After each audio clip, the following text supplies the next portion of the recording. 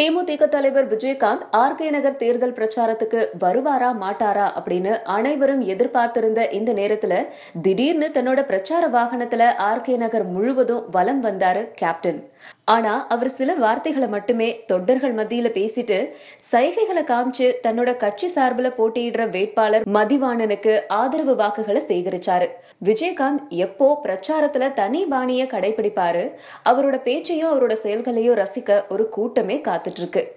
இந்த நிலையில நீண்ட இடைவெளிக்கு பிறகு பொதுமக்களை தனது பிரச்சாரம் மூலம் விஜயகாந்த் சந்திச்சாரு. உடல் நலக்குறைவு காரணமா மருத்துவமனையில அனுமதிக்கப்பட்டிருந்த அவர் சமீபத்துல டிஸ்சார்ஜ் ஆனாரு. அதுக்கப்புறம் பொது நிகழ்ச்சிகள்ல கலந்து கொள்ளாம ஓய்வுல இருந்த அவரு நீண்ட கால இடைவெளிக்கு பிறகு பிரச்சார களத்துல இறங்கி வந்திருக்காரு. அதனால தொண்டர்களும் உற்சாகம் அடைஞ்சிருக்காங்க. இந்த நிலையில பிரச்சார வேன் மூலமா ஆர்கே நகர்ல வலம் வந்த போது விஜயகாந்த் மைக்க பிடிச்சு பேசுவாரு அப்படின்னு எதிர்பார்க்கப்பட்ட நிலையில வேன் முன்னாடி இருக்கையில அமர்ந்தபடி பொதுமக்களுக்கு வணக்கம் மட்டும் சொல்லிட்டு வாக்கு சேகரிச்சுட்டு வராரு. ஒரு சில வார்த்தைகளை மட்டுமே பேசி விடை பெற்றாரு. பிரச்சார பயணத்தோட இடையிடையில இரு கைகளையும் முரசடிக்கிற மாதிரி மக்களை பார்த்து செய்கை காமிச்சு தன்னோட சின்னத்தை நினைவுபடுத்தினாரு.